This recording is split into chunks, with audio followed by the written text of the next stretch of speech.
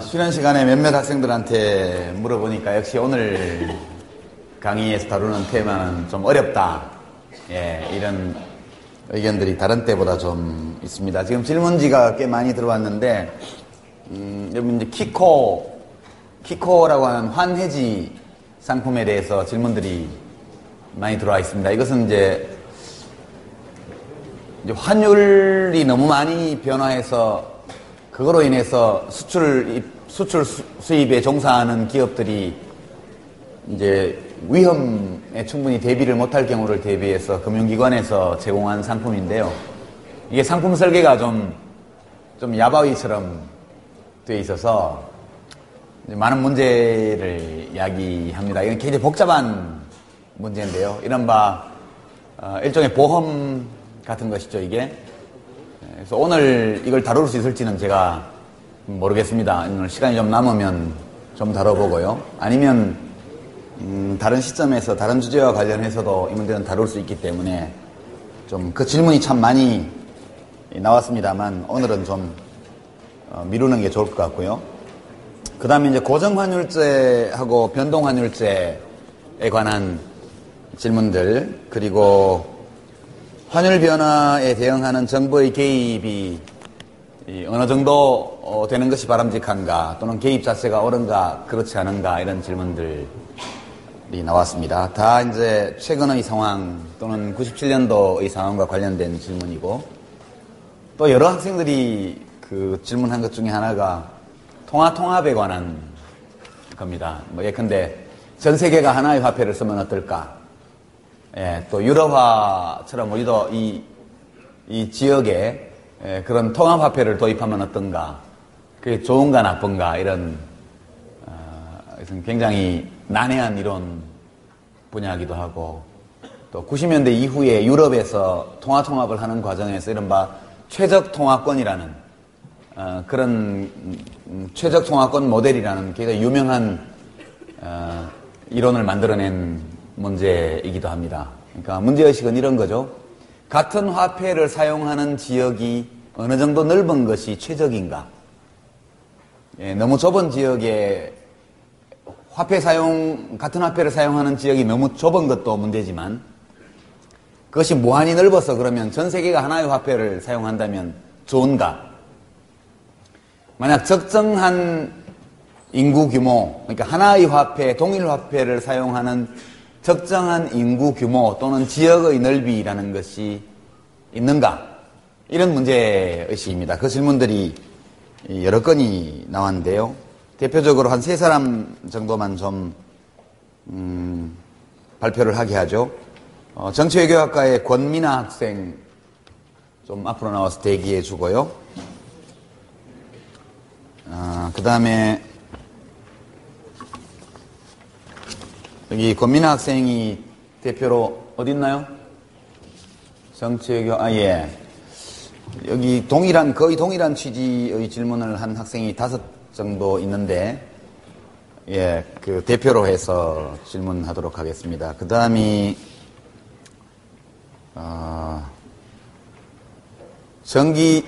전자전기 컴퓨터 학부, 예, 서정은 학생. 어딨죠? 거기 있네요. 준비하시고. 그 다음에, 법학부의 성동현 학생. 예.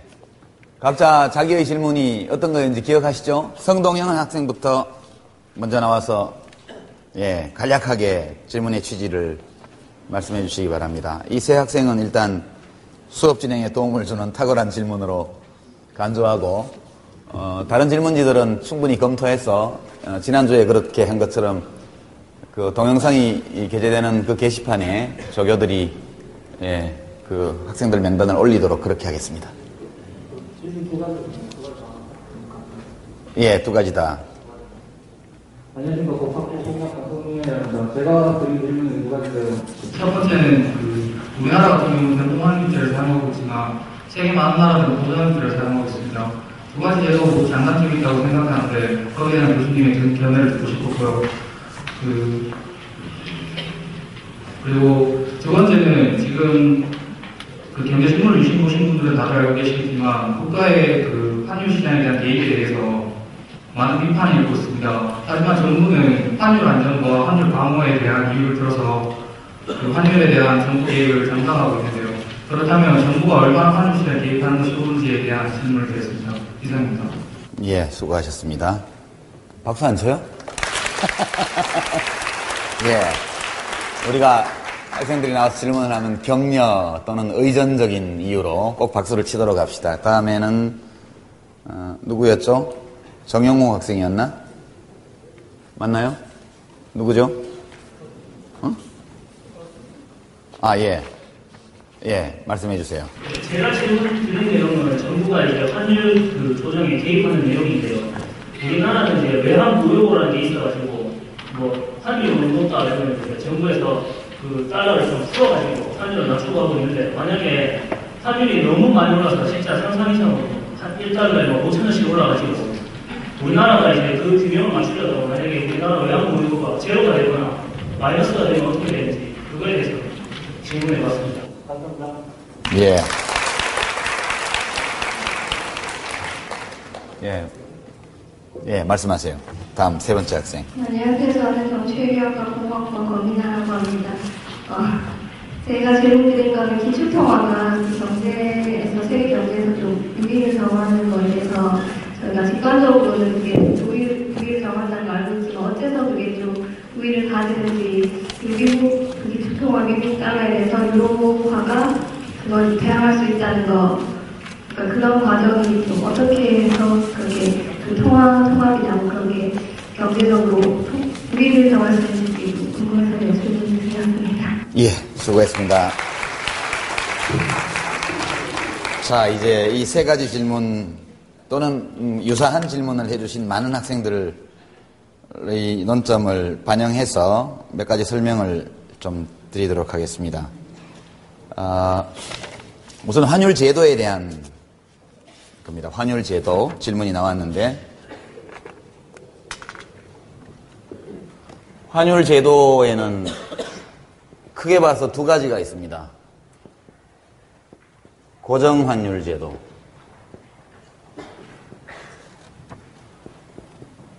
두 번째가 변동 환율 제도. 고정 환율 제도는 정부가, 그 나라의 정부가 모든 다른 나라의 화폐와 자국 화폐의 교환 비율을 딱 정해놓고 가끔씩 변경을 하죠. 그러니까 정부가 환율을 결정을 하고 나면 모든 경제 주체는 그 비율에 따라서만 화폐를 바꿀 수가 있습니다. 외환을. 변동환율제는 아까 우리가 봤던 시장에서의 수요 공급 기능에 그냥 환율 결정을 맡겨버리는 게 이제 변동환율제입니다. 중간 형태로는 슬라이딩 시스템이라고 해서 정부가 환율 변동의 상한선과 하한선을 대충 설정해 놓고 환율이 그 안에서 움직이도록 여러 가지 방법으로 관리하는 그런 관리 환율제도, 또는 이제 상하한을 설정해 놓고 일정 범위 안에서 환율이 자유롭게 이동하게 하는 절충적인 제도도 있습니다. 근데 지금 대부분의 국가들은 전부 다 변동환율제를 쓰고 있습니다. 주요 국가 중에서 고정환율제를 채택하고 있는 나라는 중국 한 군데밖에 없습니다. 중국이 지금 달러당 8위안인가요? 8점 몇 위안인가 이렇게 해서 고정해 두고 있죠. 지금 세계 경제계에서 초미의 관심사가 되고 있는 것 중에 하나가 언제 중국이 위안화의 평가 절상을 할까? 말하자면 1달러에 예컨대 8위안에서 1달러에 7위안이나 7.5위안이나 7위안이나 이렇게 언제 바꿀까? 그것이 굉장히 큰 관심사입니다. 그것을 바꾸는 시점을 예측할 수 있다면 엄청나게 돈을 벌 수 있겠죠. 그죠? 돈을 버는 방법은 아주 간단합니다. 중국 화폐 가치가 오르기 때문에 중국 금융기관에서 돈을 위안으로 왕창 빌리죠. 왕창. 그러면 안 되겠구나. 왕창 빌립니다. 값이 오르기 전에. 값이 쌀 때 빌려놓으면 무조건 뭔가를 할 수 있습니다. 그러니까 환율의 변화를 미리 예측할 수 있다면 빚을 넣든가 혹은 위안화 자산을 취득하든가 또는 팔아치우든가 이런 방식으로 그 시점에서 이익이 되는 현물 거래 혹은 외환 거래 이런 것들을 할 수 있습니다. 계산을 한번 해볼까요? 어느 게 좋은지. 위안화가 1달러당 8위안에서 7위안으로 가치가 올라간다. 그러면 올라가고 나서 돈을 지불하려면 돈이 많이 지불해야 되는 거죠. 달러로 하려면. 그죠? 그때는 이제 달러를 빌리는 게 낫겠네요. 달러를 빌려서 위안화를 사두죠. 예컨대, 10,000불을 빌려서 8만 위안을 사둡니다. 그죠? 그러고 나서 1달러당 7위안이 되고 나면 그걸 다시 외환시장에 내다 팔면 10,000불 이상의 현금을 손에 쥐게 되죠. 옛날에 조지 소로스나 이런 사람들이 프랑화, 파운드화, 영국, 태국의 바트화, 또 한국의 원화 이런 것들을 가지고 돈을 엄청 벌었을 때 이런 방식의 소위 거시 금융투기라는 것을 했습니다.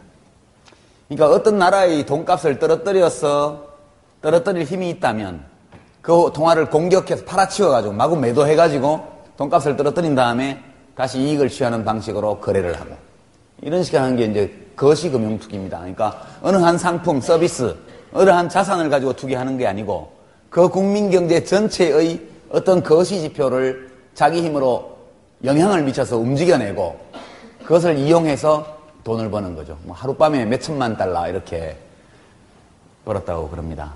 그러니까 그런 방식이죠. 그래서 이 고정환율제에는 장점이 있습니다. 고정환율제는 모든 사람들에게 안정감을 주죠. 불확실성이 없습니다. 내일 모레 환율이 어떻게 될지 별로 걱정 안 하고 정해진 가격에 따라서 환율을 거래를 하면 됩니다. 근데 이제 이 고정환율제는 매우 많은 문제를 안고 있습니다. 그래서 이제 변동환율제로 옮겨간 거죠. 고정환율제의 근본적인 약점은 법으로 정해놓은 환율이 시장 환율과 시장에 맡겨두었을 경우의 환율과 크게 차이가 날 경우에 문제가 심각해집니다. 이건 좀 굉장히 복잡한 문제인데요. 만약 이렇게 해보죠. 고정환율제에서 예컨대 우리나라 환율이 고정환율 예컨대 1달러당 1,000원 이렇게 해뒀다. 근데 실제 시장에서는 맡겨두면 1달러당 800원이다. 그러면 이제 실제보다 훨씬 더 저평가되어 있죠. 수출이 많이 될 겁니다.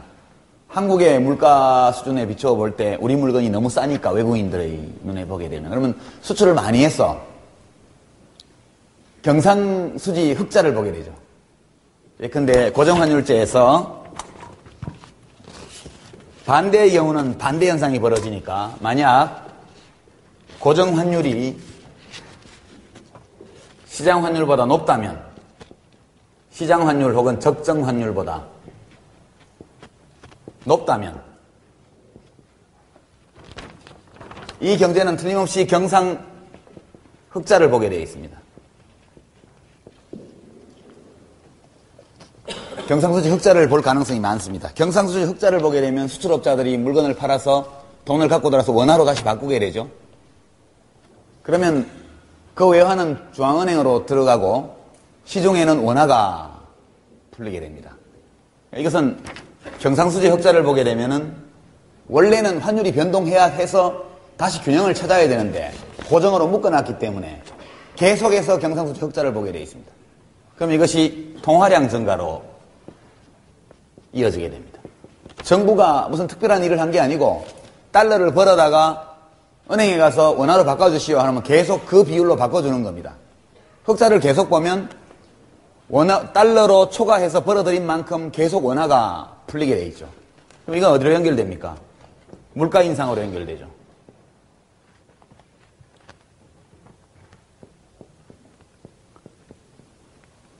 인플레로 연결되게 되어 있습니다. 두 번째는 이 인플레를 유발하지 않으려면 다른 방식으로 통화량을 또 조절해야 되는 정책 수요가 또 생기게 되죠. 그러니까 통화량을 조절하려면 한국은행의 지불 준비율, 한국은행이 각 금융기관이 예금을 받았을 때 일정 비율을 중앙은행에 예치하도록 돼 있으니까 지불 준비율을 올리고 내린다든가, 또는 이제 이 콜금리 이자율을 변동시켜서 또 조절을 한다든가, 이런 다양한 방식으로 통화량을 조절할 수 있습니다. 그런데 그런 것들은 다 부작용을 일으키게 되어 있습니다. 그 다음에 이제 이걸 이렇게 안 하려면, 통화량을 증가 안 시키려면 시중 통화를 조여야 되는데, 조여야 되면 이제 예컨대 뭐 기업의 자금난이 뭐 가중된다든가 이런 부작용들이 계속 생기게 되는 거죠. 그래서 이제 이 고정환율은 시장 환율과 크게 벗어나 있을 때는 한 예를 들어서 경상 흑자만 하더라도 이렇게 문제가 생기는데, 다른 자본 유출입이라든가 이런 물가 인상, 경기 변동 이런 걸 감안하면 대가가 굉장히 큽니다. 이 지구상의 모든 나라들이 고정환율제를 썼던 때가 있죠. 그것이 무너지는 과정을 보면 여러분이 고정환율제가 어떤 문제가 있는지를 잘 알 수 있습니다. 2차 대전이 끝나고 나서 미국을 중심으로 IMF라는 것이 만들어지죠. IMF라는 것이 만들어집니다. 이 IMF라는 거는 1차 대전 후에 독일이 전쟁 배상금 치르고 뭐 하면서 경제가 엉망이 되어가지고 완전히 민생이 도탄에 빠지고 실업자가 거리에 넘쳐나고 이러니까 히틀러 같은 전체주의자가 집권을 하게 되죠. 집권을 하게 돼가지고 엄청난 야만을 저지르고 이런 교훈을 얻습니다. 그래서 어느 나라든 그 나라의 화폐의 문제가 발생해서 대외적으로 지불불능 상태에 빠지게 되거나 이렇게 되면 이 문명천지에도 곧장 야만이 찾아들 수 있다. 그리고 이제 국제화가 점점 더 깊게 진행되니까 어느 나라에 문제가 발생하면 여파가 다른 나라에도 전부 다 간다. 그러니까 이런 일이 없도록 하자는 뜻에서 IMF를 창설하고 달러를 중심으로 세계적인 고정환율 제도를 만듭니다. 그때 이제 방식이 뭐냐면 태양계와 닮았어요. 태양은 금입니다. 금 1온스에, 그때 돈으로 아마 달러가 38불인가? 하여튼 금 1온스에 38달러인가 이렇게 고정을 시킵니다. 일정한 비율로 달러와 금의 교환 비율을 정해놓습니다. 그리고 달러와 마르크, 달러와 프랑, 달러와 엔, 이걸 다 고정시킵니다. 전부 다. 물론 원화도 고정됐죠. 문제가 많이 심각해지면 정해진 교환 비율을 변경합니다. 서로 상의해가지고. 그러니까 근데 달러 대 원화의 비율을 바꾸면 엔화 대 원화의 비율도 조정돼야 되죠. 그러니까 전 세계의 화폐들이 전부 다 일정한 비율을 가지고 서로 관계를 맺은 겁니다. 그러니까 전 세계의 모든 주요 국가의 통화가 금을 기본으로 하고 달러를 중심으로 삼아서 정해진 교환 비율을 전부 다 가집니다. 이게 IMF 체제거든요. 이게 브레튼 우즈 체제입니다. 이 회의를 한 곳이 브레튼 우즈라고 하는 지명을 가지고 있는 조그만 호텔에서 영국, 미국, 프랑스 등등의 국가대표들이 모여가지고 이와 같은 국제금융 시스템을 만들기로 합의한 곳이 브레튼 우즈에 있는 작은 호텔입니다. 그래서 이 시스템을 브레튼 우즈 시스템이다, 이렇게 체제자 이렇게 얘기를 합니다. 이것이 언제 무너졌느냐? 이 무너지는 과정을 보면 고정환율제가 왜 유지될 수 없는지를 알 수 있습니다. 이것이 무너진 것이 1971년입니다. 날짜는 모르겠는데 1971년도에 이 시스템이 완전 붕괴하고 전 세계가 변동환율 체제로 급격하게 이행을 하게 되는데요. 1971년이라는 이 날은 매우 그 인류사에서 기억할 만한 혁명이 일어난 날입니다. 아무도 혁명이 일어났는지 몰랐죠. 그 혁명이 일어났지만 사람들의 삶에는 아무런 변화도 일어나지 않았습니다. 어떤 혁명이냐? 화폐가 상품으로부터 완전히 독립한 날입니다. 그 날이. 이때 벌어진 일이 미국이 베트남 전쟁을 치르는 과정에서 돈이 부족하니까 달러를 엄청나게 찍었단 말이죠. 전비 조달을 위해서. 미국 정부가 베트남 전쟁의 전비 조달을 위해서 엄청난 통화량 증가를 주도합니다. 그러니까 미국 정부가 통화량을 증가시키는 방법은 FRB 연방준비위원회가 돈을 찍어서 정부에 주는 게 아닙니다. 주는 게 아니고 금리를 올려가지고 다른 나라 돈을 끌어들이는 거예요, 전부 다. 그죠? 그러니까 엄청난 무역 적자, 재정 적자를 감수하고 이걸 쓰게 됩니다. 그러니까 시중 통화가 굉장히 늘어서 달러량이 엄청나게 늘어납니다. 그러니까 이제 달러가 흔해져가지고 전쟁 끝난 직후만 하더라도 달러라는 것은 아무나 함부로 구경할 수 없는 거였는데 1970년쯤 되니까 유럽 시골 구석에 사는 할머니들조차 이렇게 말합니다. 요즘은 달러가 너무 흔해. 달러가 금과 뭐 1온스당 몇 불 이렇게 못을 박아놨지만 금값은 불변인데 반해서 상대적으로 달러는 희소성이 굉장히 약화된 화폐라는 것이 누구의 눈에나 명백하게 보였습니다. 이때 돈을 벌려면 어디서는 달러를 구해가지고 미국 연방준비은행에 가면 돼요. 가서 달러를 내놓고 금 주세요. 그러면 금을 주게 돼 있었습니다. 이때까지만 해도 달러는 태환화폐였죠. 태환화폐. 그러니까 화폐에는 불환화폐가 있고 태환화폐가 있습니다. 태환화폐. 태환화폐는 상품의 뒷받침을 받는 화폐입니다. 금, 달러, 100달러에는 금 몇 온스 이렇게 딱 비율이 정해져 있어서 누구나 달러를 들고 미국 은행에 가면 금을 내주게 돼 있어요. 미국 연방준비은행에서. 모든 정부들은 금을 보유했습니다. 세계 모든 나라들이. 근데 요즘 세상에는 달러가 너무 흔해 이라고 할머니들까지 알게 된 시점에서 돈을 벌려면 어떤 방법으로든 달러를 구해서 빌려서 달러를 뭐 1000만 달러를 빌려가지고 미국에 가서 금으로 다 바꾸는 거예요. 그죠? 갖고 있다가 나중에 팔면 어마어마한 돈을 벌 수가 있습니다. 실제로 가치가 별로 없는 달러이기 때문에. 그래서 이제 그걸 학자들은 다 알고 있었어요. 그러나 누구도 그렇게 할 수 없었죠. 미국이란 절대 패권을 가지고 있는 나라, 그것도 동서냉전이 진행되고 있는 상황에서 자유진영의 맹주가 되고 있는 나라의 화폐를 상대로 그와 같은 투기를 할 수 있는 용기를 가진 정치인이 아무도, 국가 지도자가 아무도 없었습니다. 유일하게 그 일을 한 사람이 있었죠. 프랑스의 드골 대통령입니다. 프랑스의 드골 대통령이 60년대 말부터 명령을 어떻게 내렸냐. 지금부터 달러가 생기면 다 금으로 바꿔와. 그래서 이제 프랑스 기업이나 이런 데에서 계속 금을 바꿉니다. 그러니까 이제 미국 연방준비은행에서는 보유하고 있던 금, 그것은 발행된 화폐량에 비해서는 아주 적은 양이잖아요. 조만간에 미국 연방준비은행의 금이 바닥난다는 것이 자명해졌을 때 더 이상 바꿔줄 수가 없었죠. 바꿔줄 수 없는. 달러는 전 세계 이 통화체제에서 실제보다 굉장히 과대평가되어 있었던 거죠. 그랬기 때문에 가치가 적은 것이기 때문에. 그래서 이제 미국 연방준비은행이 더 이상 금을 바꿔주지 않겠다고 선언한 게 1971년 몇 월 며칠인지는 기억이 안 나는데 그날 드디어 화폐가 금으로부터 독립한 겁니다.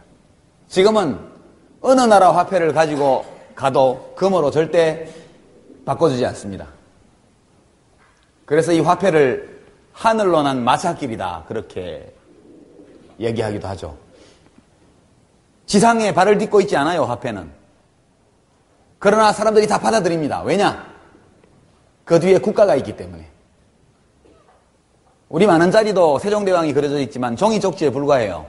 화폐의 생산비는 제로라고, 한 개 생산비는. 만원짜리 한 장을 더 찍는데 들어가는 비용은 제로입니다. 그러나 그렇게 종이에 잉크를 묻혀서 나온 종이돈이 10,000원의 효용을 가지잖아요. 100달러의 효용을 가지잖아요. 화폐라는 것은 굉장히 특이한 상품입니다. 그래서 이 1971년도에 미국 정부의 금태환 중지선언으로 인해 가지고 일시에 이 IMF 또는 브레튼 우드 체제가 다 무너집니다. 이때부터 각국 통화는 변동환율제로 전부 돌아서기 시작하죠. 고정환율제가 가지고 있는 위험성은 이런 것입니다. 그것이 시장에서 정당하게 평가받을 수 있는 환율과 정부가 고정시켜 놓은 환율 사이에 심각한 차이가 있을 때 그 차이를 이용해서 돈을 벌 수가 있고 사람들이 그렇게 일단 움직이기 시작하면 그 화폐는 무너지게 돼 있습니다. 그때 드골 대통령이 했던 일을 조지 소로스나 뭐 퀀텀 펀드 이런 유명한 국제 투기 자본들이 80년대, 90년대 내내 20년 동안 해서 어마어마한 돈을 벌죠.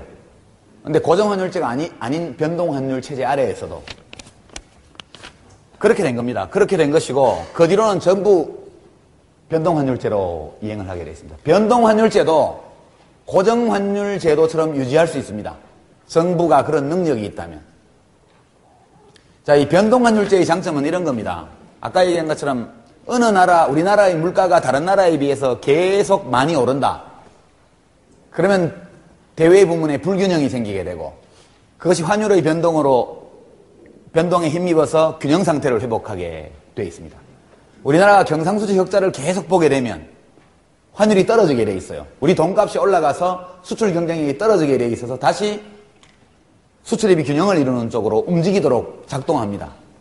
자본거래도 마찬가지로 자본거래에서 자본 수입이 너무 많으면 들어오는 자본이 나가는 자본보다 너무 많으면 달러는 흔해지고 우리 돈은 귀해져서 환율이 떨어지게 되어 있습니다. 그렇게 되면 다시 환율의 하락원에서 불리한 사람, 유리한 사람이 생기면서 다시 이것이 균형 상태로 가도록 되어 있는 겁니다. 환율이라는 것은 원래 정부가 건드릴 이유가 없는 겁니다. 가만히 내버려 두는 것이 제일 좋은 방법이죠. 아까 질문 중에 두 가지에 대해서 하나는 직접적으로 고정환율제와 변동환율제. 고정환율제는 장점이 많이 있지만 그것이 시장에서 결정되는 환율과 괴리될 가능성이 크기 때문에 그때 생기는 엄청난 부작용, 그것 때문에 장기적으로 고정환율제를 유지하는 것은 불가능하다 이런 말씀을 드리는 거고요. 변동환율제는 여러 가지 문제를 이야기하지만 그것이 긴 시간적 안목에서 볼 때에는 모든 문제를 저절로 해결하게 하는, 적어도 대외 관계에서는 그런 제도이기 때문에 변동환율제로 이행해 온 것입니다. 사람들의 세계의 환율제도는 처음에 고정환율제도에서 시작해서 변동환율제도로 옮겨왔습니다. 그렇게 되고요. 그 다음에 이제 최적통화권, 그 문제에 관해서 좀 얘기를 해보죠. 아까 학생 질문 중에서 정부의 환율 개입을 어떻게 볼 것이며 어디까지 할 수 있느냐, 이 얘기는 조금 이따 하기로 하고요. 최적통화권이라는 건 이런 겁니다. 이거는 사실 굉장히 높은 수준에서 다루는 이론적인 문제죠. 어느 정도의 이 지역적인 크기 또는 인구 집단 또는 시장의 크기가 하나의 화폐에 걸맞는 적절한 넓이인가 또는 적절한 수의 인구인가, 이거에 대한 답을 찾는 겁니다. 만약 그것이 넓으면 넓을수록 많으면 많을수록 좋다, 이런 결론이 난다면 답은 전 세계가 하나의 화폐를 사용하는 게 정답이겠죠. 그러나 만약 그것이 아니라면 우리는 어떤 기준에 의해서건 답을 찾아야 됩니다. 그것을 이제 최적 통화권이라고, 같은 화폐를 사용하는 지역의 권역, 그것이 가장 적절한 수준이 어디냐. 그래서 유럽연합의 통합을 할 때도 이것이 굉장히 큰 논란거리였습니다. 만약 복수의 국민국가들이 가지고 있는 독자적인 화폐를 포기하고 여러 나라가 하나의 화폐를 사용하게 된다면 국가가 없어지는 건 아니죠, 현재로서. 만약 전 세계가 하나의 정부로, 하나의 국가로 통합된다면 화폐는 당연히 하나죠. 그러나 우리가 통합을 한다고 해서 국가를 통합할 수 있는 건 아니죠. 국민국가를 유지하는 조건 위에서 화폐를 함께 쓰게 되는 겁니다. 그래서 이것은 주권의 이양을 의미합니다. 통화 발행권, 화폐 발행권. 우선 제일 먼저 넘어가는 게 화폐 발행권입니다. 지금 독일 연방은행, 프랑스 중앙은행 등등이 가지고 있던 화폐 발행 권한이 전부 다 유럽은행으로 넘어갔죠. EU의 유럽은행입니다. 이제 더 이상 독일 정부나 독일 중앙은행이나 프랑스 중앙은행은 통화 발행권을 갖고 있지 않아요. 그래서 원래 국가의 독점물, 독점적인 소유였습니다. 국민국가의 주권사항인데 그것이 화폐 담당 국제기구로 넘어가는 겁니다. 그러니까 주권의 이양을 의미합니다. 이것은 첫 번째로 화폐 발행권이 넘어가고요. 아울러서 넘어가는 것이 통화량 조절 권한도 넘어갑니다. 통화량을 우리 중앙은행이 마음대로 조절을 못해요. 그렇죠? 권한이 다 넘어가니까. 이 화폐 발행권이 넘어간다는 것은 이거 우리말로 번역이 어떻게 되는지 모르겠는데 이렇게 쓰는 게 맞을 거예요. seniority. 우리말로 쓰면 seniority 이렇게 씁니다. S-E-I-G-N S-E-I-G-S-E-I-G C-N-O-R-I-J-I-A-G-E 그러니까 knowledge. 이게 불어입니다. 이것도. 아까 arbitrage처럼. seniority라는 건 뭐냐면 화폐 발행 독점권에서 오는 이익을 말하는 겁니다. 이거는 좀 굉장히 재밌는 개념인데요. 아까 말했지만 화폐의 한계 생산비는 제로입니다. 그렇죠? 10,000원짜리 한 장을 추가적으로 생산하는데 들어가는 사회적 비용은 0입니다. 0. 조폐공사에서 찍을 때 종이 한 장 더 넣으면 10,000원짜리가 수백 장이 나오거든요. 그냥 종이에 잉크 묻힌 거예요. 비용은 들지만 한계 비용은 0입니다. 그러나 비용이 전혀 들지 않는 화폐를 인쇄해서 밖으로 내보내면 그것의 교환 가치는 그 화폐의 액면가만큼을 가지게 되죠. 만약 이 화폐로 뭐 아이스크림을 사 먹거나 뭐 옷을 사 입지 않고 누구에게 꿔준다면 최소한 연이자 5%는 받게 되겠죠. 왜냐면 리스크 제로에 국고채 금리가 한 5% 되니까. 떼일 염려가 전혀 없고 확실하게 이자까지 받을 수 있는 그런 금융상품의 금리가 약 5%란 말이죠. 그럼 100만 원을 돈을 찍어서 빌려주면 5만 원을 번다는 이야기 아니에요. 그죠? 이것이 국가가 화폐 발행권을 독점함으로써 여러 가지 형태로 얻게 되는 이익입니다. 이 수입은 전부 다 국가로 귀속됩니다. 한국은행을 통해서. 그런 게 있다는 생각을 안 해봤죠? 어떻게 하면 되냐 하면 위조지폐를 만들면 범죄죠?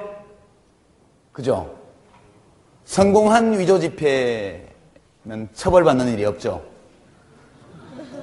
왜냐하면 누구도 그것을 위조지폐라고 알아볼 수 없는 화폐를 만드는데 성공한다면 그 사람은 처벌받을 수 없습니다. 성공한 쿠데타도 처벌할 수 있지만 성공한 위조지폐범은 처벌할 수 없습니다. 누구도 그것이 위조지폐라는 걸 증명할 수 없기 때문에. 그러나 이 위조지폐범은 절도범이에요. 이 위조지폐를 만든 사람은 절도범임에 분명합니다. 왜냐? 그 사람이 10,000원짜리를 100만 장을 찍었다. 그러면 10억 점, 100억 점 되나요? 10,000원짜리 100만 장 찍으면 100억 원 되죠. 그러면 시중 통화량, 시중 화폐량이, 유통 중인 화폐량이 100억 원 증가한 거죠.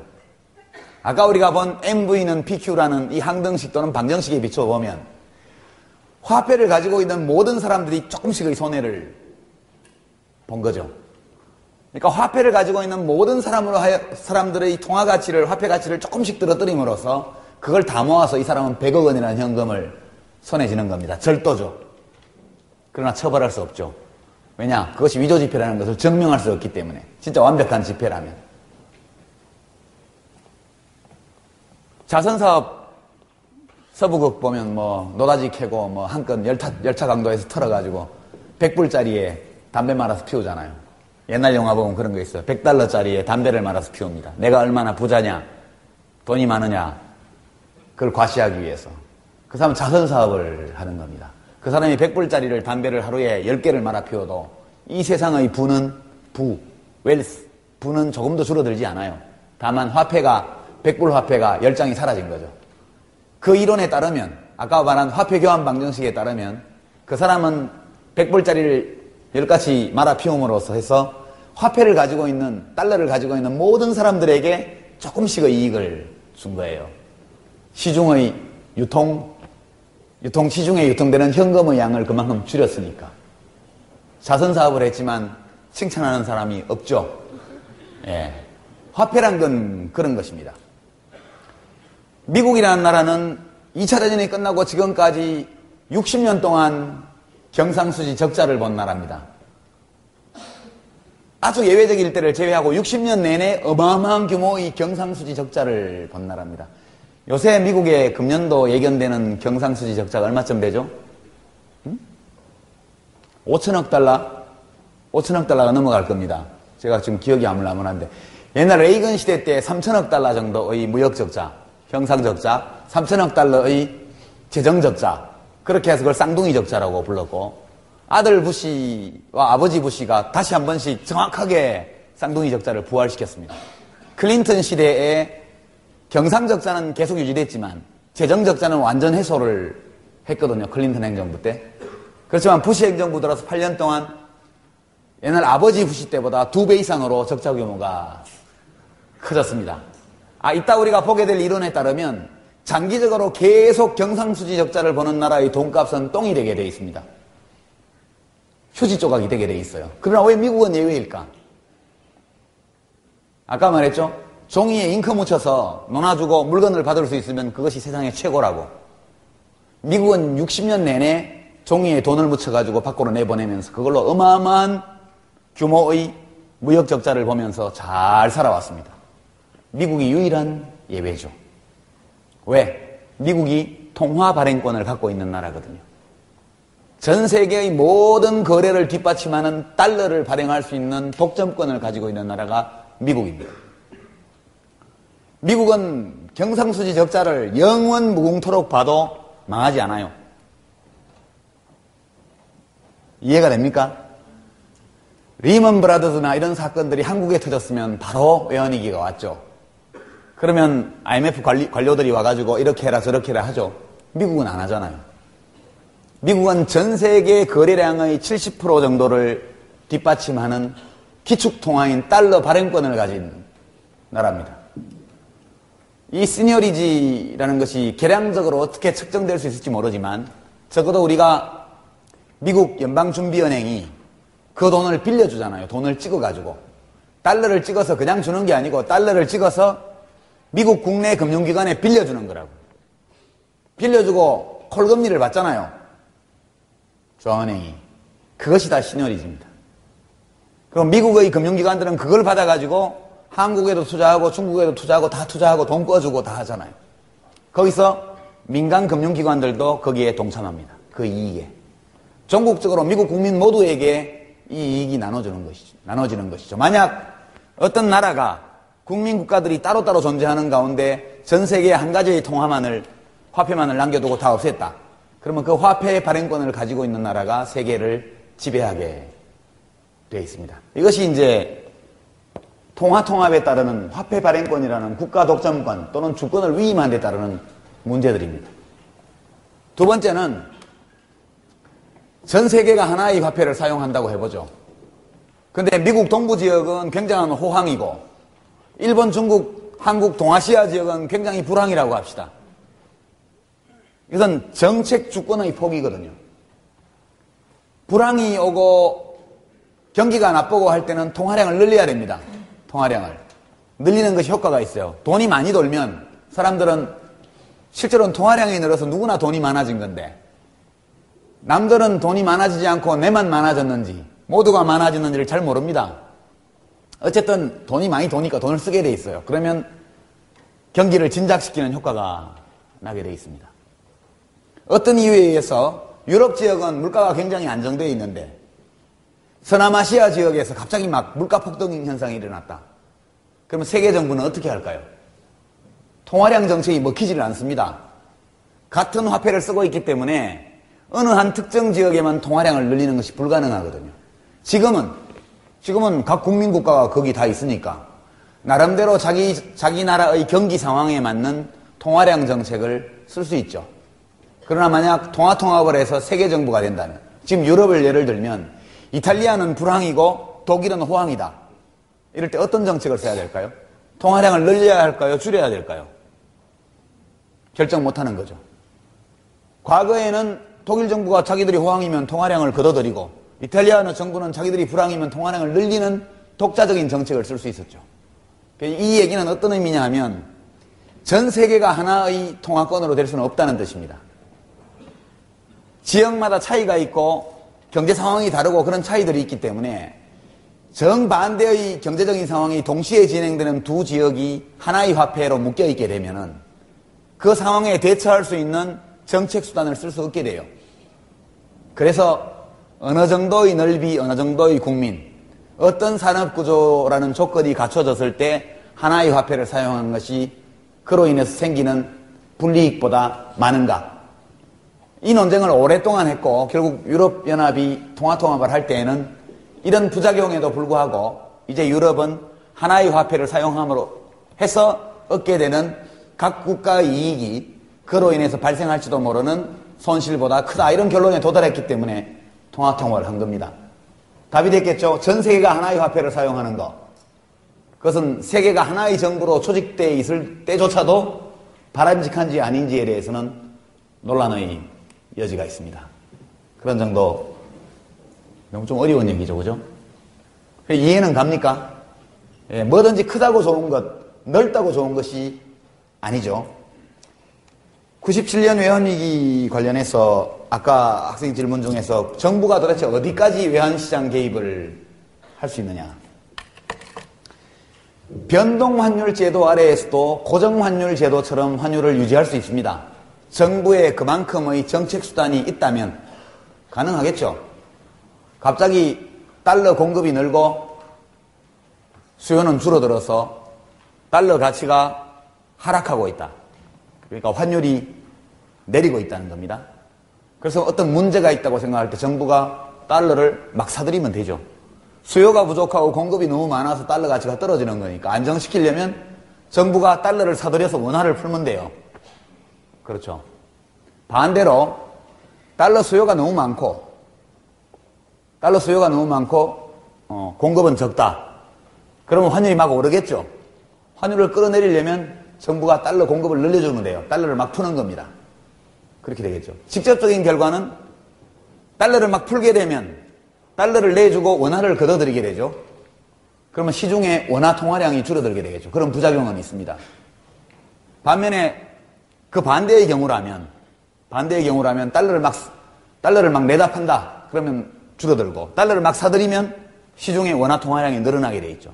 이런 것들은 환율을 안정시키려다 보니까 엉뚱하게 생각지도 않았던 다른 정책적인 부작용이 나타나기 때문에 위험하기는 하지만 그것은 고정환율제를 할 때나 마찬가지 현상이라는 얘기예요. 근데 이제 그럴 수 있는 능력이 있느냐? 그것이 이제 문제입니다.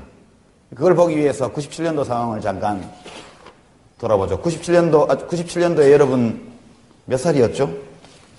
되게? 지금 4학년들이? 중학생? 지금 4학년이면 23살. 12살. 초등학교 6학년. 예, 초등학교 6학년쯤 됐겠네요, 여러분이 그때. 지금 신입생들 같으면 이제 초등학교 저학년, 내지 유치원생은 아니다. 초등학교 1, 2학년, 3학년 그 정도가 지금 저학년 학생들이고, 졸업한 학생들 혹은 군대 갔다 온 학생들 중에는 중학교 때 IMF 사태를 맞은 학생들도 있었겠죠. 1997년도의 외환위기를 보려면 1970년대의 거시경제지표를 보면 됩니다. 시계열 데이터.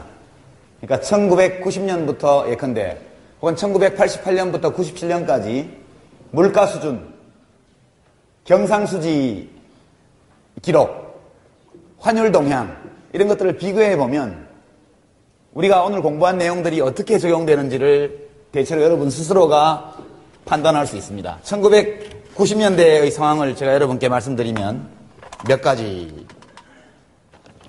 1. 장기여인 물가. 이걸 봐야죠. 1990년대 대한민국의 물가 수준은 거래 상대국인 주요 선진국에 비해서 어떠했던가. 이걸 봐야 되고요. 두 번째, 경상수지를 봐야 됩니다. 세 번째, 자본수지를. 네 번째, 환율 동향을 봅니다.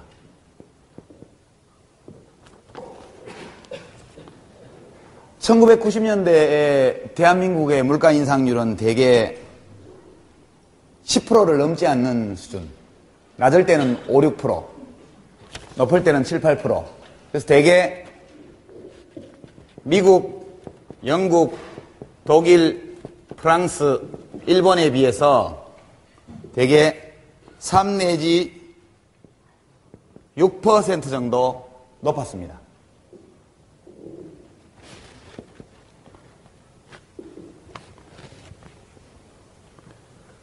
한국의 인플레율은 미국보다도 높았고 일본보다 높았고 영국, 독일보다 높았고 특히 독일처럼 물가 인상률이 1% 이렇게 되는 나라에 비하면 6% 이상 우리의 물가 인상률이 높았습니다. 이건 뭘 말하죠? 환율이 인상되는 것이 맞다는 뜻이죠. 원화 가치가 하락되는 것이 맞습니다. 물가가 인상됐다는 것은 우리 돈 가치가 떨어졌다는 얘기고 이거는 국제환시장에서도 한국 화폐가 낮게 평가를 받아야 될 사안이기 때문에 당연히 환율이 우리 한국 돈으로 표시한 1달러의 가격이 올라가는 게 경향적으로 맞습니다. 두 번째 경상수지, 이거 물가다 물가 이게 그죠? 네, 물가. 잘못 썼네. 경상수지 적자는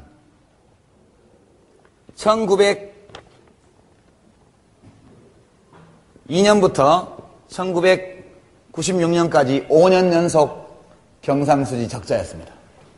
5년 연속. 5년간 누적 500억 불 이상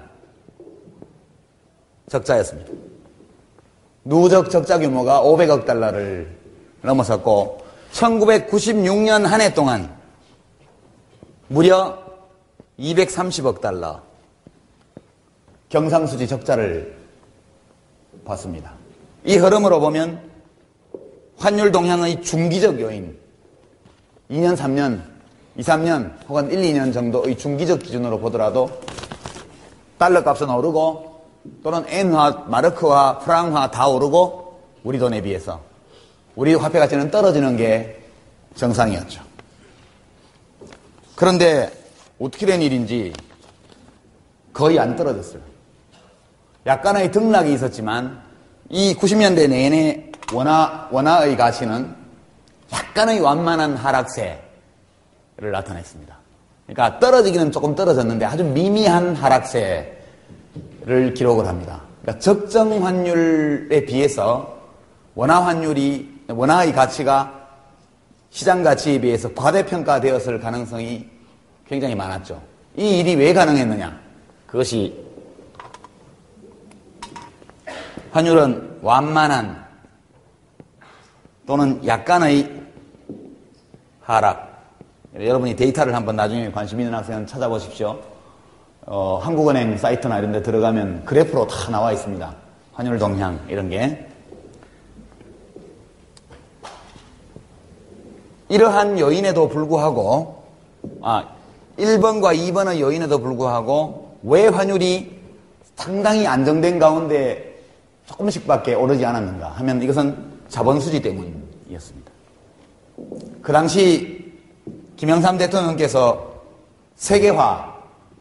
세계화를 국정지표로 선언하고 난리였습니다. 그때 세계화 교육, 세계화에 관련된 방송 프로그램 OECD에 가입하고 외환규제 철폐하고 이런 개방화, 세계화 조치를 아주 단기간 내에 많이 취합니다.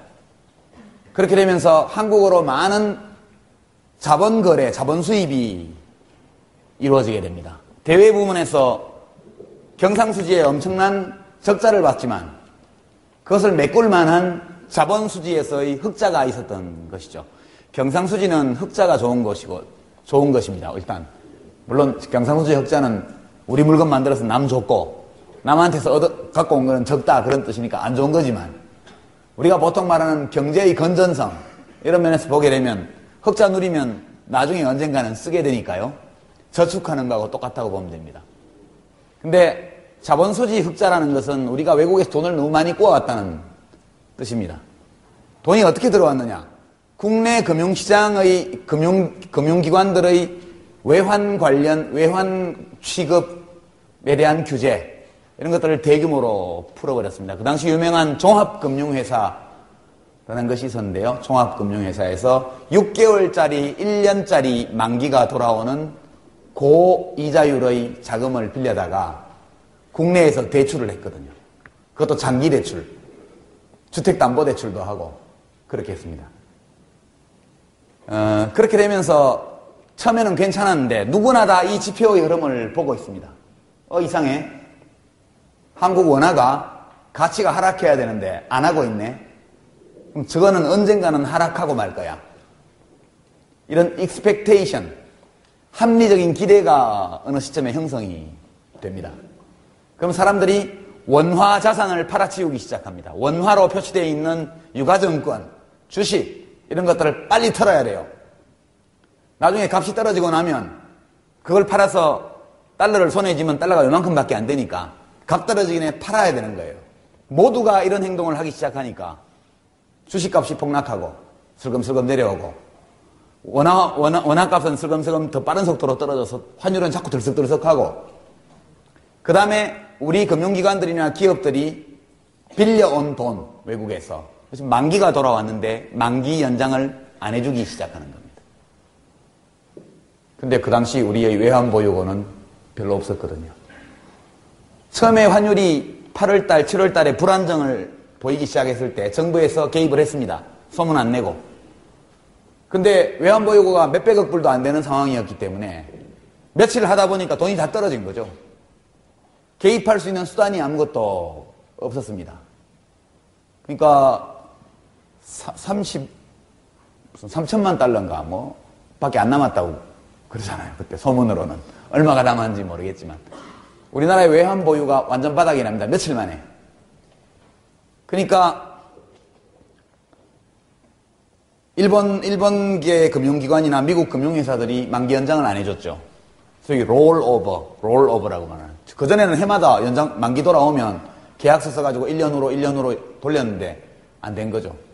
그렇게 되니까 시중에는 달러를 구하기 위해서 달러 매도 주문이 쏟아지게 되고 달러 공급자들은 수출업자들은 달러를 안 가지고 들어옵니다. 외국에 자동차 팔고 뭐 팔고 해가지고 그 돈을 현지법인에 묶어놔요. 갖고 들어와서 팔면 애국자지만 바보죠. 그죠? 애국자지만 바보입니다. 사람들은 자기 집에 있는 달러들 현금 몇백 불, 몇천 불도 안 내놔요. 딱 쥐고 있지. 외국에 자녀를 유학 보내놓은 부모들은 빨리 달러를 구하기 위해서 더 오르기 전에 달러 매도 주문을 계속 냅니다. 이게 herd behavior, 떼거리 행동입니다. 모두가 다 같은 방향으로 움직이기 시작했어요. 그러니까 외환 거래가 중단됐습니다. 하루에 너무 많이 오르니까. 이제는 달러를 구할래도 구할 수가 없게 되었죠. 그렇게 되니까 세계적으로 한국 경제가 막장으로 왔다. 누구도 돈을 꿔주지 않습니다. 누구도 돈을 더 꿔주지 않고 기존에 돈을 꿔줬던 쪽에서는 만기 연장을 안 해줍니다. 대한민국 정부는 외환보유고가 없습니다. 어떻게 되죠? 수입하는 사람들이 수출을 하기 위해서 원자재를 구입을 할 때 이제는 현금 돌라고 그래요. 외상으로 안 줘요. 그래서 IMF 사태가 온 거죠. 이유는 간단합니다. 근데 이런 일이 일어날 수 있다는 것은 이미 경제학자들이 노벨 경제학상을 받았던 로버트 먼델 이런 사람들이 이미 모델을 다 만들어서 어떤 경우에 스몰 오픈 이코노미, 우리나라는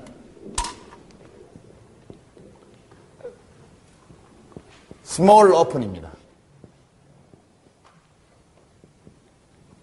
작은 개방 경제가 어떤 경우에 모라토리움에 빠질 수 있느냐, 대외 지불 불능 상황에 빠질 수 있느냐에 대해서는 이미 1990년대에 많은 경제학자들이 전형적인 모델을, 기하학적인 혹은 대수학적인 모델을 만들어 놨지만 실제 대한민국이 그와 같은 상황에 빠질 수 있다고는 누구도 생각하지 않았고 누구도 내다보지 못했던 거죠.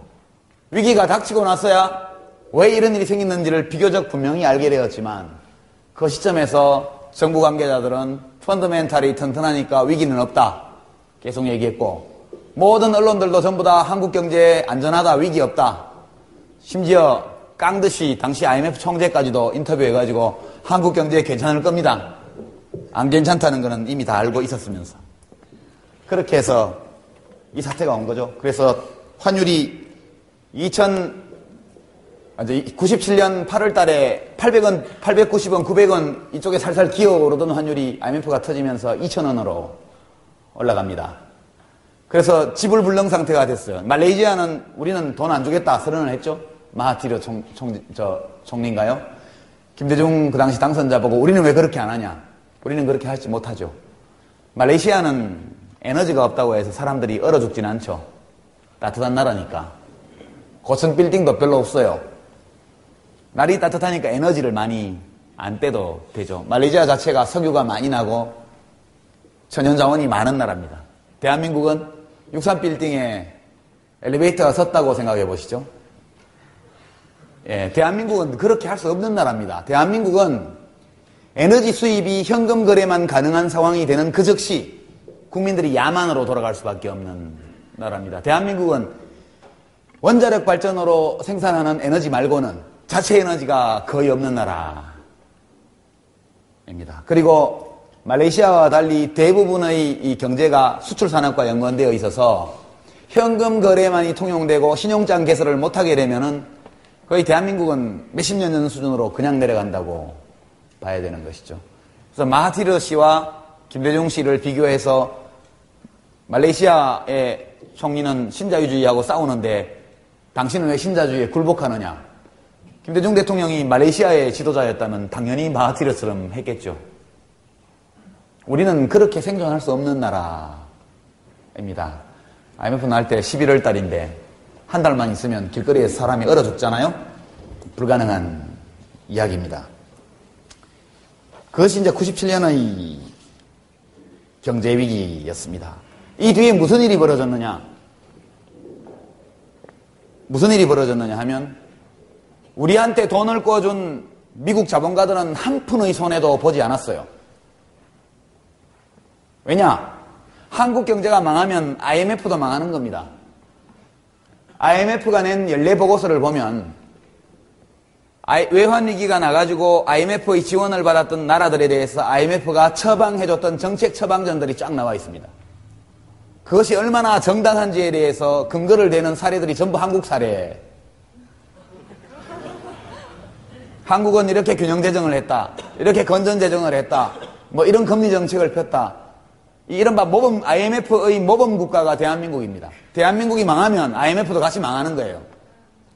그래서 어떤 조처를 했느냐. 와서 금리를 30%로 올리라고 그랬습니다. 그래서 수많은 우량 기업들이 줄줄이 도산했죠. 정리해고를 법제화하라고 그랬습니다. 그래서 수십만 명이 해고당했죠. 정부가 긴축을 하라 그래가지고 복지 예산이 막 삭감됐죠. 그것이 IMF의 처방이었습니다. 우리는 찍소리도 못하고 다 받아들였죠. 그것을. 심지어 그 당시 대통령 후보, 이회창 후보, 김대중 후보, 또 이인재 후보가 전부 다 그 이행을 보증하는 각서를 선거 기간 중에 써서 IMF에 줬지요. 그러고 나서 2년 정도가 지나가고 나서 IMF 쪽에서 좀 우리가 잘못한 것 같다. 고금리 이런 것은 방만한 재정을 운영하는 나라에 맞는 얘기입니다. 우리는 그렇게 하지 않았고요. 그렇습니다. 30%대의 이 고금리 정책으로 인해서 수없이 많은 중소기업들이 우량 중소기업들이 일시적 자금난에 빠져서 도산을 해야 했죠. 지금 미국에서 똑같은 일이 벌어지고 있는데 IMF는 미국에 대해서 아무 말도 안 하죠. 그죠? 구제금융 규모가 우리 돈으로 1,000조. 예, 한국 GDP 규모가 1,000조거든요, 1년에. 한 금융회사를 살리는데 1,000조 가까운 돈을 구제금융을 하는 나라, 끄떡없습니다, 미국은. 국제사회에서는 힘센 놈이 왕입니다. 예, 미국은 이 세계의 화폐 발행 독점권을 쥐고 있는 나라죠. 자, 이제 2008년으로 넘어와 볼까요? 2008년도는 뭐 한번 봅시다. 우리 물가 어떻습니까? 물가 위기가 오기 전에 예, 유가가 뭐 140불 가고 뭐 한 게 올 한 5월 6월부터 4월 5월부터였죠. 그 전으로 돌아가서 작년 연말 금년 초 작년에 물가 인상률이 얼마 됐습니까? 대개 지난 5년간 물가 인상률이 3% 내외 인플레율이. 이것은 미국, 영국, 일본, 독일에 비추어서 볼 때 거의 같은 수준의 물가 관리를 했습니다. 이 요인은 별로 없었죠. 환율이 급하게 올라갈. 경상수지 흑자 5년 동안 970억 달러의 흑자를 봤죠. 5년 동안 누적 2003년부터 2003, 4, 5, 6, 7 이 5년간의 경상수지 누적 흑자가 970억 달러인가 그렇습니다. 이번 요인도 전혀 없죠. 그렇죠? 3번 자본수지도 건전하게 유지되어 왔습니다. 여기서 1000억 불 이상의 경상수지 흑자를 내고 자본수지에서도 많은 해외 자본이 들어왔기 때문에 대한민국의 외환보유고는 2600억 달러까지 올라갔습니다.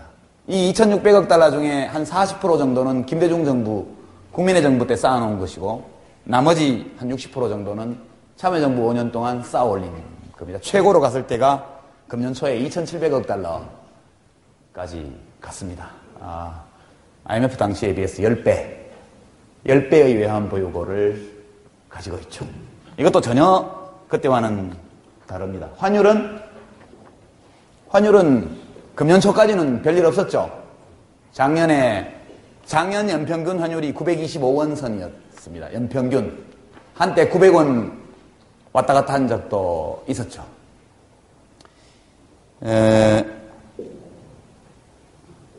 달러 환율은 그렇습니다. IMF 직후에 2,000원.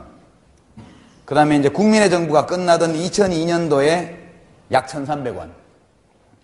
그리고 참여정부가 끝난 2007년도에 930원. 연평균 환율이 그 정도로 하향 안정화 되었습니다. 정부 개입에 관한 한 참여정부도 개입을 했죠. 이 어떻게 개입했는지는 아무도 정확히 모릅니다. 이 얘기를 제가 밖에서 해본 적이 없는데 달러 환율이 1,000원 밑으로 1,000원 선에서 왔다 갔다 할 때 또는 1,100원 선을 왔다 갔다 할 때 그 당시에 이 경제부처 쪽에서 또는 언론에서 환율이 붕괴하고 있다고 표현을 했죠. 수출업자 다 죽는다. 이런 아우성들이 계속 나갔기 때문에 참여정부가 전반기 한 2년 반 정도는 개입을 한 걸로 제가 알고 있습니다. 그게 외평채입니다. 외국환 평형채권기금이라는 국채를 발행해가지고 그 돈으로 상당 부분 개입을 했습니다. 그 때문에 국가채무 액수가 올라갔죠. 외평채가 한 40% 가까이 국가채무 증가에 작용한 것이 약 40% 정도의 비중으로 국가채무를 증가시키는 역할을 합니다. 외평채로 1,200원일 때 달러 매입해가지고 한 6개월 지나가면 1,150원 되고 또 6개월 지나면 1,100원 되고 이렇게 되니까 정부가 계속해서 손실을 봤죠. 외환시장에서. 근데 그 손실은 누구의 이익으로 기록됐느냐? 수출업체들의 이익으로 기록됐습니다.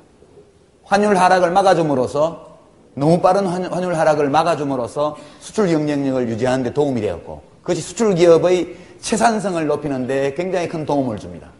정부가 국가 채무가 계속 증가하는 것 때문에 비난받는 그 과정에서 대한민국의 수출 대기업들은 당군 이래 최대 당기순이익을 올리게 됩니다. 이것이 2003년과 2004년도에 벌어진 일이죠. 제가 2005년 봄에 국회 재정경제위원회에 있었을 때 민주노동당 심상정 의원이 이걸 가지고 하여튼 재경부 장관을 엄청나게 몰아붙였죠. 진짜 똑똑하더라고. 내 친구지만.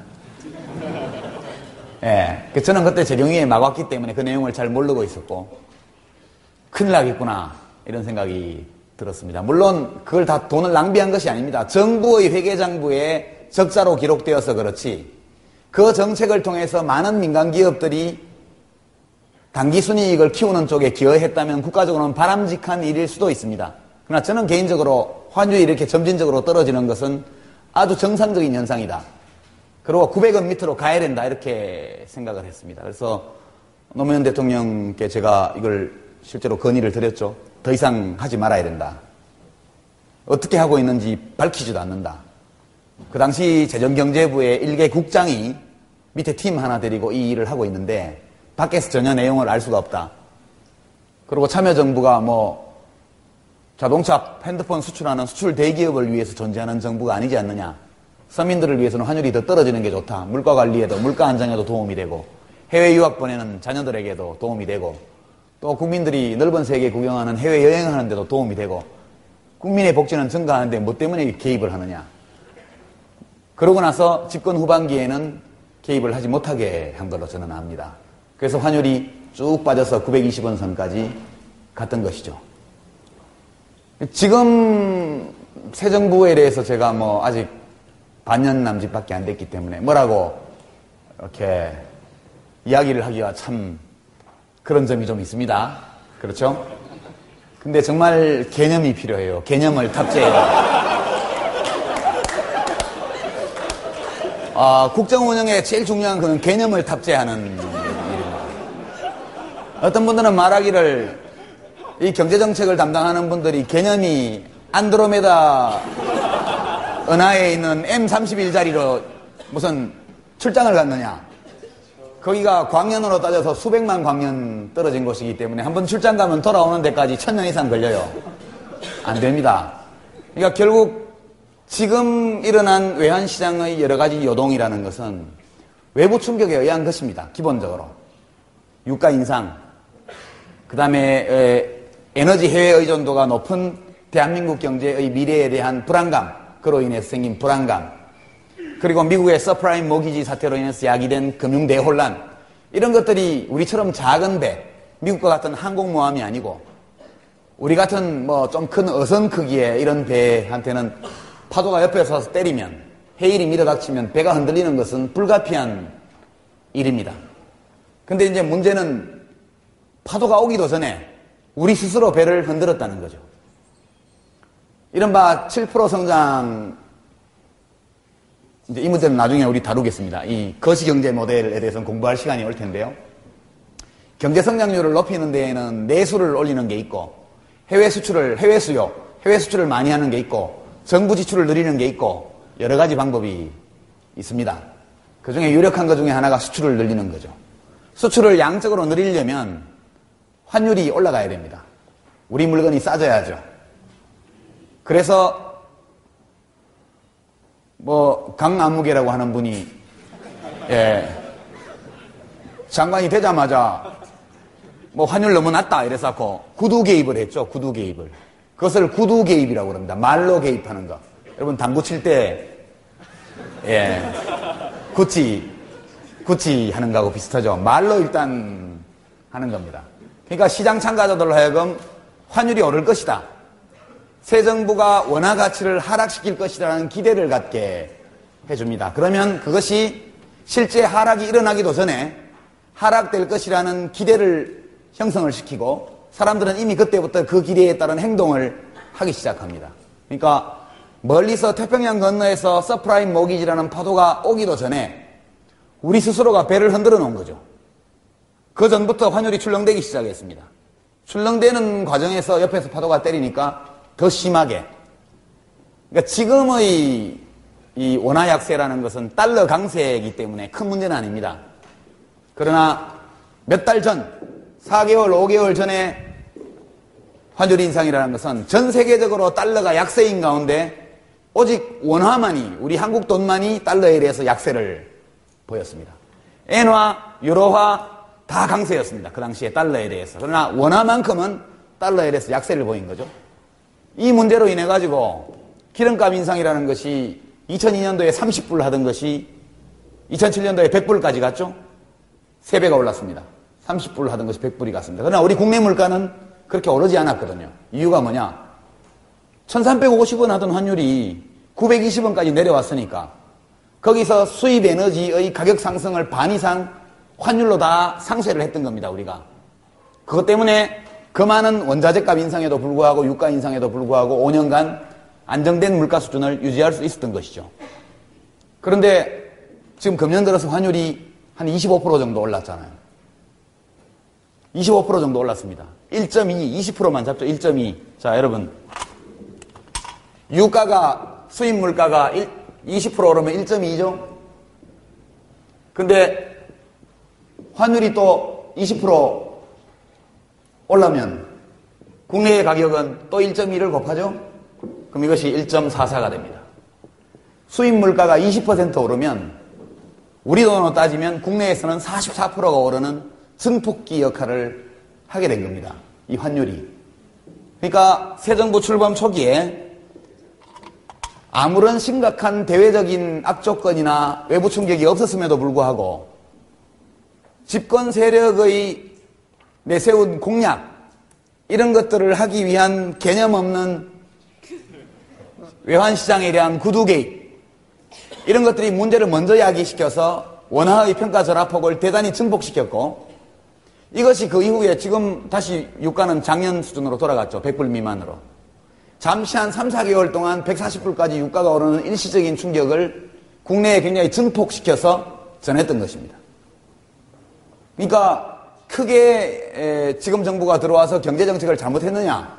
잘못할 수 있는 시간도 없었어요. 이제 7개월밖에 안 됐는데 잘못한 데를 얼마나 하겠어요? 새 정부가 한 일도 없습니다. 아직까지. 왜냐하면 2008년도 국가 예산은 작년에 참여정부에서 다 만들어 놓은 것이니까 그대로 지금 집행이 가고 있는 것이고 새 정부의 정책이 행동으로 나타나려면 내년도 예산안부터 나타나는 겁니다. 올 가을 정기국회의 감세안, 내년도 예산안 이런 걸로 나타나서 내년부터 비로소 현 정부에 대해서 책임을 물을 수 있어요. 그래서 지금 시점에서 보면 문제가 되는 행동이 있었다기보다는 외환시장에 대한 구두 개입을 아무 개념 없이 했던 것 이것이 그 뒤에 모든 문제들을 복잡하게 만들고 충격을 키우는 요인이 되었다. 제가 대통령이면 강만수 씨는 바로 자를 것 같아요. 이런 사람 믿고 무슨 일을 하겠습니까? 그래서 뭐 꼭 좀 정부를 비판하려는 게 아니고 예. 뭐 원래 그러잖아요. 아프게 해놓고 아프게 하려는 뜻은 없었다. 이렇게 얘기를 하는 건데 자 그런 정도 여러분 97년 상황과 지금 상황의 차이를 예 보셨겠습니다. 당시에도 97년 당시에도 OECD에 가입하기 위해서 달러 표시 국민소득을 높이기 위해서 일부러 김영삼 정부에서 시장 개입을 통해서 환율을 억눌러서 시장 환율과 정책적으로 조작된 환율 사이의 차이 때문에 IMF가 왔다 이렇게 해석하는 분들이 있습니다.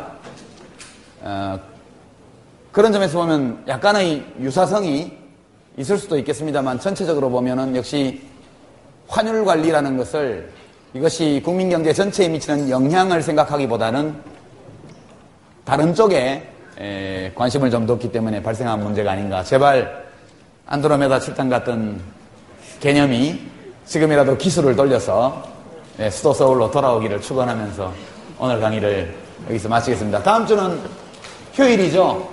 예, 저도 한 주 쉬겠습니다. 자, 그럼 2주일 후에 만나요. 고맙습니다.